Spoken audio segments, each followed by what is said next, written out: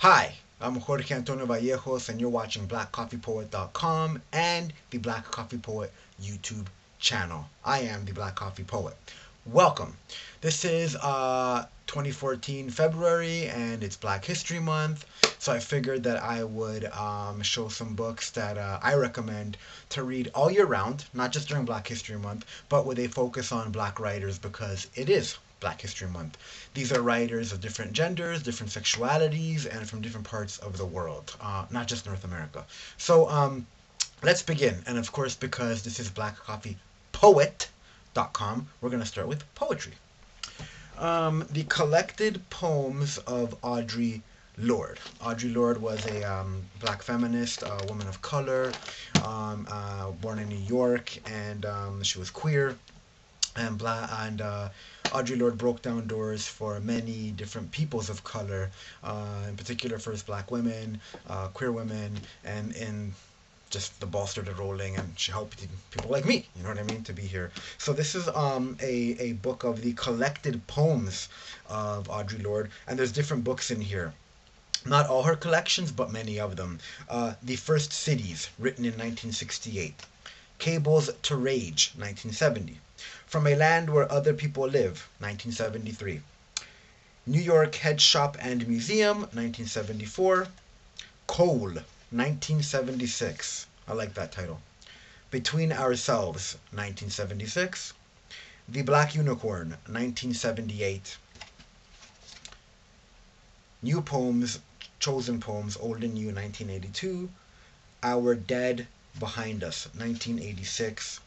The Marvelous Arithmetics of Distance. That's a fucking cool name. 1993. And that's it. And this collection has a lot of sentimental value to me because I bought it at Toronto Women's Bookstore, which no longer exists. It was, to my knowledge, the last feminist bookstore in Canada, or at least in my part of Canada. The land now known as Canada. The real name is Turtle Island, which is what the indigenous people call it. And yeah, so it's when I look at this book, I think of Toronto Women's Bookstore, and yeah, Audre Lorde.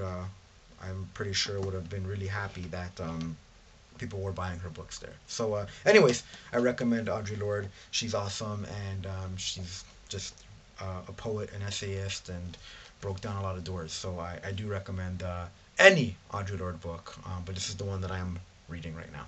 So, okay, one of my favorite books of poems, Mixology by Adrian Matechka.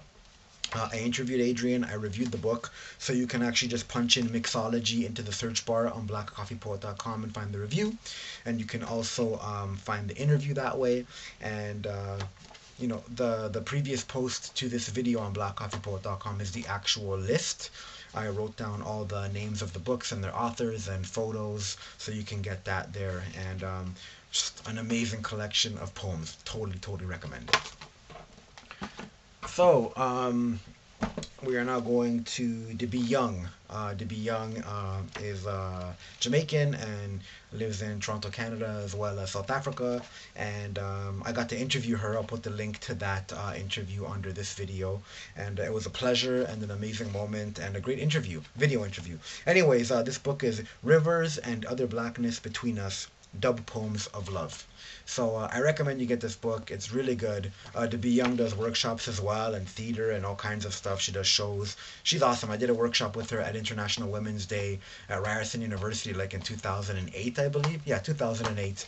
March 2008, and it was the bomb. Or March 2007. And yeah, she does a lot of good work. So I really recommend this book.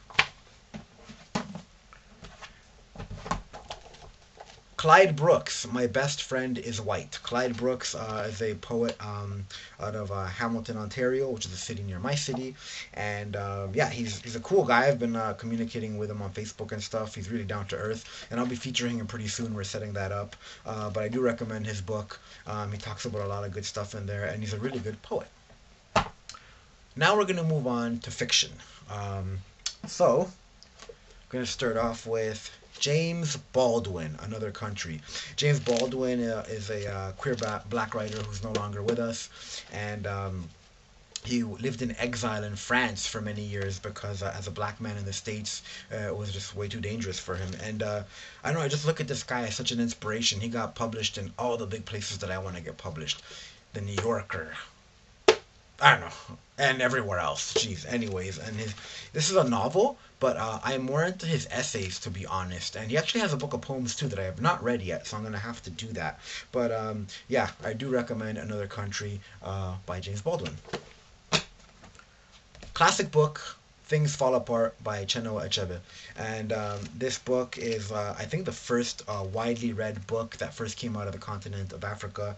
And he just, like, went everywhere. Like this book is taught everywhere now, and he got mad respect from different peoples. And he recently died actually, like a couple months ago, or 6 months ago or something like that. Anyways, Things Fall Apart. It's about colonialism and the experience that his peoples had. So, anyways, I recommend that you read this book. Skin Folk by Nalo Hopkinson. Nalo Hopkinson is a writer from my city, Toronto, and she teaches out in the States. She's made it big time, and she's a very nice lady, very humble, and she's pretty cool. Anyways, I got her actually to sign my book, so that's pretty awesome. Signed book by Nilo Hopkinson. She is one of those writers that really did make it, and it's really hard to do so. And as a woman who is of color, who's black, who writes sci-fi and stuff like that, she's been like reviewed in the New York Times and very well reviewed, like big time. People talking about her like she's amazing. So this is a book of short stories that are really good. I love short stories because they're the cousin of poetry. Anyways, I recommend Skin Folk by Nilo Hopkinson. And of course, everyone knows this book, Beloved by Toni Morrison. This is the book that it was voted as #1 in America for all time by the New York Times and the readers of the New York Times. That just shows you how big this book is. Anyways, I try to show books that aren't so popular and stuff like that. Like Things Fall Apart and Beloved are really popular, but sometimes you just can't avoid not showing such things. And the book is so well written that you got to read it anyways. Like I'm kind of trying to show writers that not everybody knows about and stuff like that, but sometimes it's just things that are always going to make the list, and Beloved will always make the list. So we're moving on to memoir and essays. And this is a book called Affirmative Acts, Political Essays by June Jordan. June Jordan is a queer woman, mainly known for her poetry, actually. So I'm kind of glad that I found this book of essays, and I'm showing you a different side to June Jordan. Because everyone talks about June Jordan, poetry of the people. And yeah, she's amazing. There's a couple poems in here, but these are essays, political essays. What did June Jordan think? What were her experiences in America, as a black queer woman? That's what these things are about. And oh man, some of her poems just blew me away, like about violence against women and racism and stuff like that. And so the essays are just as good. A lot of poets are essayists. I myself am also an essayist, and so I take inspiration a lot from June Jordan. And yeah, so I do recommend Affirmative Acts. Brother, I'm Dying by Edwidge Danticat. Edwidge Danticat is Haitian. She's another writer that's made it big. Edwidge Danticat is widely read, and this is a memoir. And it's about her uncle who's passing on. Anyways, beautifully written. Something that I actually recommended it to somebody today. They were on Facebook saying, oh, I need writers that write about Haiti and Dominican Republic. And right away I'm like, bing, Edwidge Danticat. So yeah, she's really good, and she's an amazing editor too. She's edited a collection by Beacon Press in 2000 that blew me away and introduced me to so many writers of color. And she also edited the 2010 issue of Best American Essays. What a collection. She's not only a good writer, she's an amazing editor. So I do recommend this book. One Day I Will Write About This Place by Binyavanga Wainaina. Anyways, Binyavanga Wainaina is from the continent of Africa. He wrote the amazing essay How to Write About Africa, and he's just really, really, really, really awesome. The guy just knows how to lay down a sentence, man, and take you on a journey. When I first read his the review of this book in the New York Times, I was like, I have to have this book.